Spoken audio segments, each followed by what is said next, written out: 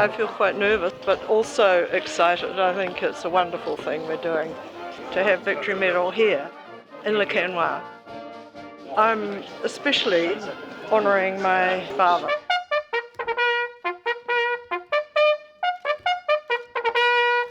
I'm more than honoured that Victory Medal is commemorating the centenary here of the New Zealand liberation of Le Canois 100 years ago, and here in the New Zealand Memorial Museum. And like 7,500 young New Zealanders, Victory Medal will remain here in France. Helen Pollock really has specialised in war memorial commemorative sculpture, and particularly with a reference to the Western Front. And this was inspired really by her family situation. Her father, Bill Young, he left New Zealand in 1917.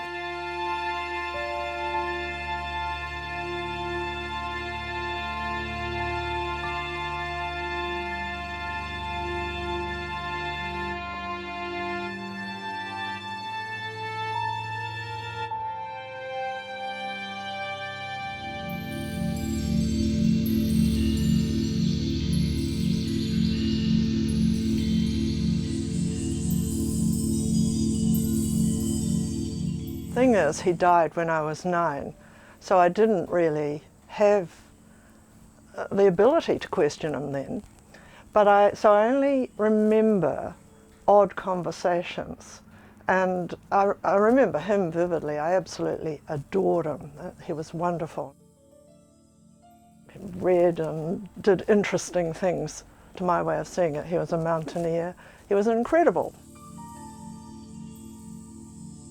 They used to talk about the war from time to time, and when they did, it was like there was a sort of a dread feeling in the room, and so I'd listen harder and pick up whatever they said. He was born in Dunedin in 1896, a large family, about 7 siblings. He left school and he went down to the Catlins and worked in the forests there and the railways construction for a few years and learned to ride. So when the war came, he could ride, and he must have joined the first Signaller Corps or something that was a mounted unit. He left New Zealand in July 1917 on the Athenic. I was just a bit lucky to have photos on the Athenic. They're really lovely, and here he is, this young man. He's like a beautiful boy. And they arrived in England and went to Stevenage. And while he was at Stevenage, they went to signaller training school at Fenny Stratforth. And I've got a photo of that too. And off he went. So beyond that, I don't have any photos, unfortunately, of going across France, so I've had to piece that together.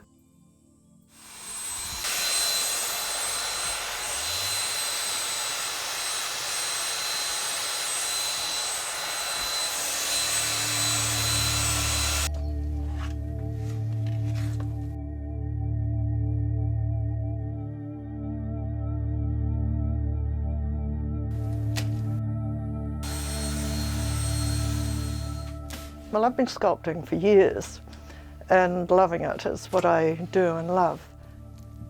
And actually it was when one of my sons became very ill, I thought, I'm not really going to be able to do exhibition work, or I just will give up for a while. And I just sort of didn't do anything that I would have thought was generating anything new. That was when I began to read about World War I. And I had no idea I was making anything to do with World War I. But I was here and thinking, oh, it's interesting, I'm making these arms, you know, they're all coming together, and I kind of looked over my shoulder and I thought, oh, this is the work to do with the war. And it was, completely. But that's what's interesting. I didn't design it that way. I wasn't in advance of the work. The work leads me.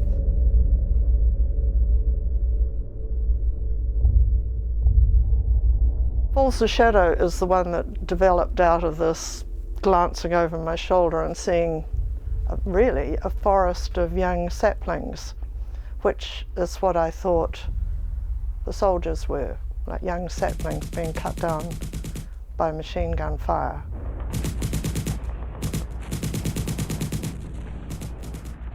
It all came to me in a big rush. I thought, oh, it can stand in water and it'll reflect from the top right down to the bottom. And I thought, oh, I could get clay from the battlefield for this. And I chose Passchendaele because it has taken on such a mana.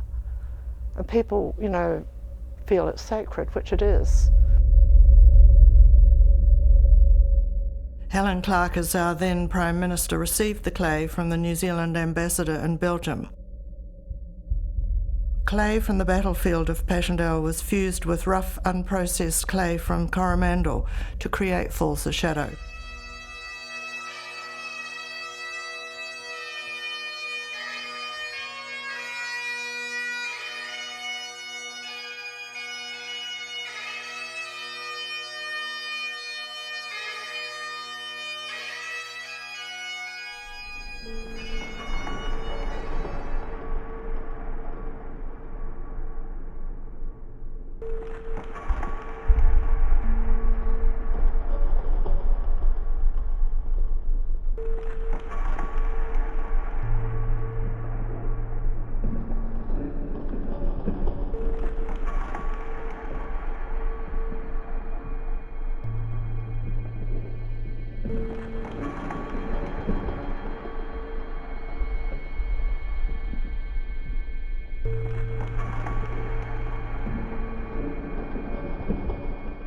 The title is actually from T.S. Eliot's poem, The Hollow Men. I've added in my own line, between the memory and the silence, falls the shadow. The business of a major event or a trauma happening and the repressed memory that can happen. So that's the silence. And in that falls the shadow. In that falls the deadening and the less aliveness. So this is acknowledging that repressed memory. On my own part, personally with my own father, his memory was kind of tucked into a little box in the bottom drawer, and it feels a very precious thing to be able to take it out and bring it here. But I think as a nation, we've done that with our great and tragic stories of World War I. So this is my part of lifting the lid on that.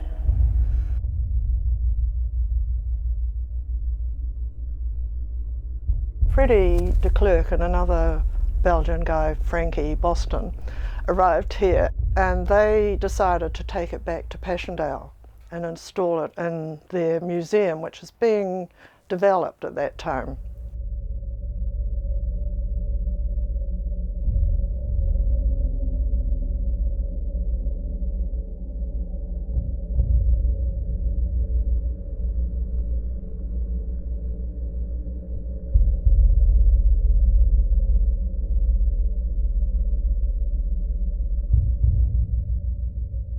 Well, this work, it's called Reading Backwards, and it's disparate pieces that clearly fit together, but they don't match.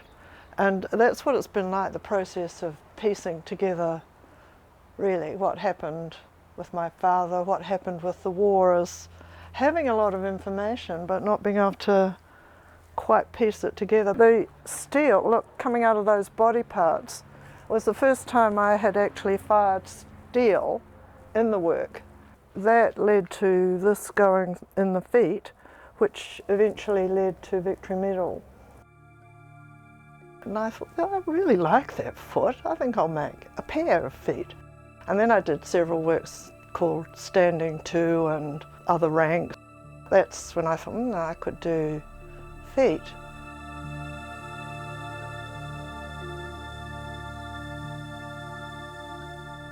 Yeah, the oxides fuse onto the clay surface, and they look as if they've been lying in fire for a long time. They look burnt, toasted, but sometimes burnt. In World War I, the New Zealand division literally marched back and forth and eventually right across northern France and Belgium, and at the end of the war into Cologne as the British occupation force. Nearly 6 million actual British Victory Medals were issued. My father was one of the 6 million who received one. This is the original drawing I did, but it's evolved, and it's just a suggestion of how the work might look.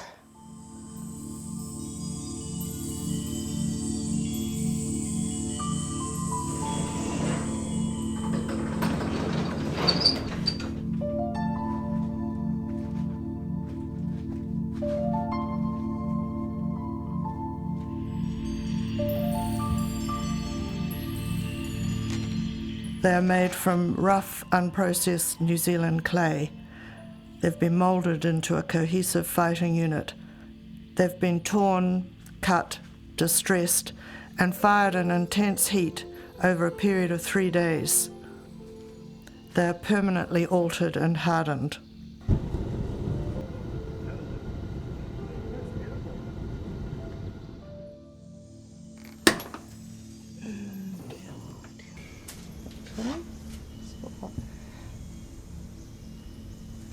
But they look very nice, I think. See, there's a nice variation. Yep, pleased. Oh well, that's good.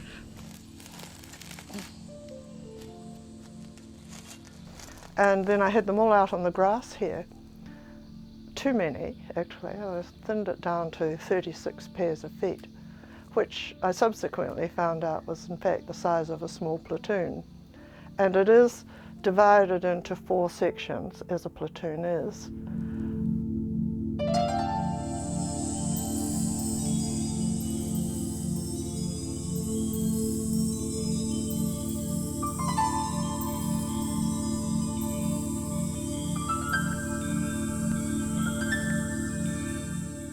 And then I thought, I think I'll put them in the gun emplacement, which was circular.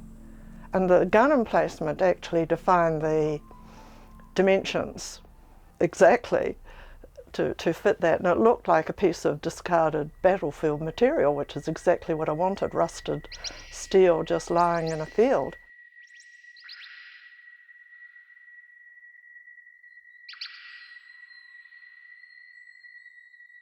The other day I was reading this account of the New Zealand engineers, and I was thinking all the time, what a wonderful effort of teamwork it was, because there were guys chopping trees and building bridges so the rest of them could get over, and you know, it wasn't just one person stood up and did something amazing, ever. They all had to work very much together.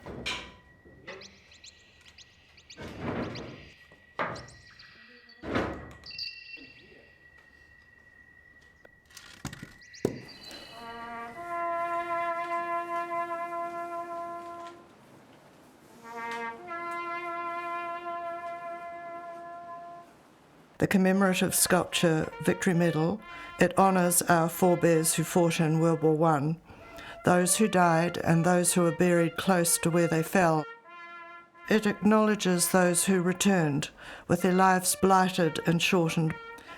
It acknowledges those at home who lost a beloved brother, son, husband, uncle or friend, and cared for the men who returned, maybe injured, sick, brutalised and certainly radically changed by the experience of war.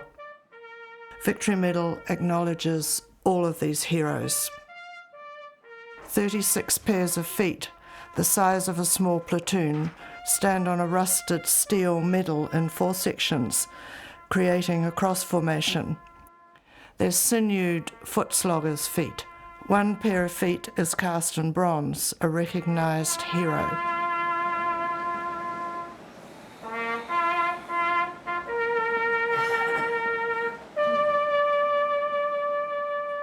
Helen Pollock is an artist and sculptor whose early works focused on rights for women. Her more recent public art installations in the medium of bronze and clay commemorate World War I. So much. Thank you.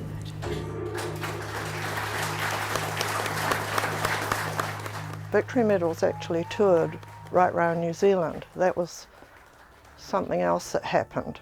So it went to about 5 museums in New Zealand, and also the Botanic Gardens in Wellington, which was fantastic. That opened on the centenary of the Somme, the first time the New Zealanders went over the top. They shall not grow old as we that are left grow old. Age will not weary them as the years condemn. At the going down of the sun and in the morning, we will remember them. We will remember them. And then it got shipped to Arras, and that was an enormous event. That was a centenary there, and there were thousands in Arras. And that's when Prime Minister Trudeau and President Hollande, they were there, and it was a big event, you know, with choirs and music, and so that was a sort of very grand presence.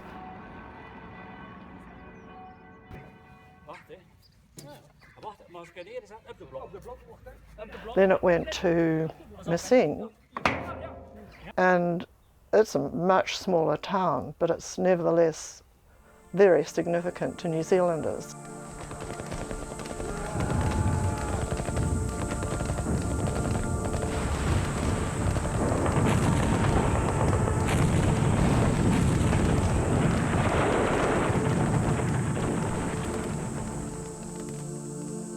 Victory Medal has been following in the footsteps of the New Zealand troops as they came across Europe, firstly to Arras, then to Messine, and now to Le Quesnoy.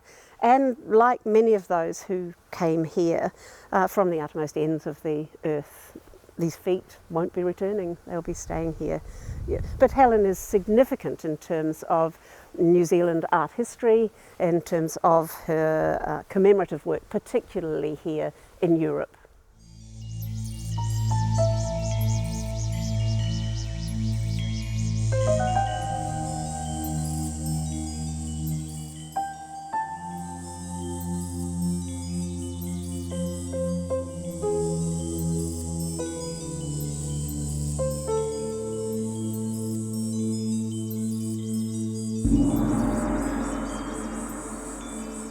I don't have any personal information about Le Quesnoy. I don't. I was too young to even know about Le Quesnoy. In fact, I've only found out about Le Quesnoy in the last maybe 20 years. And I don't know if he was part of the troops that actually bypassed Le Quesnoy and ended up at the Forest Mormal. A signaller went up the ladder too after Avril and recorded the event and sent signals on to headquarters. So that's how it became in the New York Times and all the rest of it.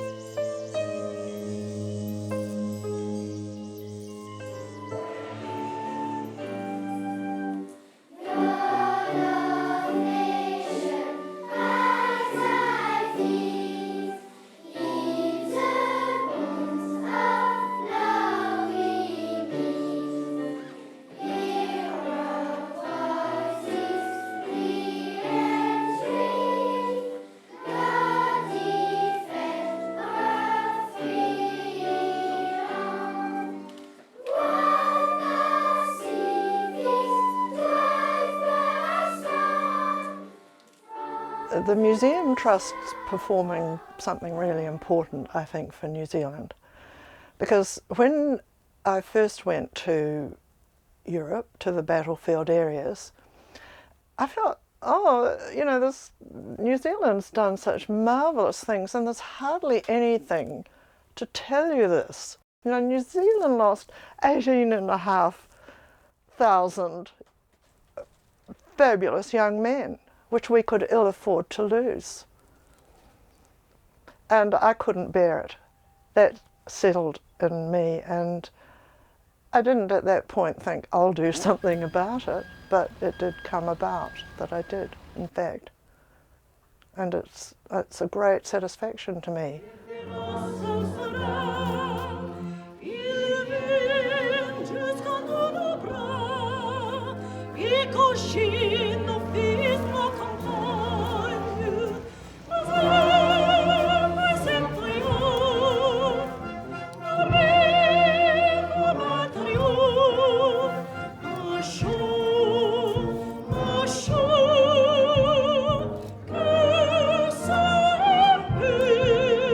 "36 pairs of feet, the size of a platoon. The feet are a stark reminder of the reality of war, and as such, they are a powerful plea for peace." So much about Gallipoli. Here, we were the victors here.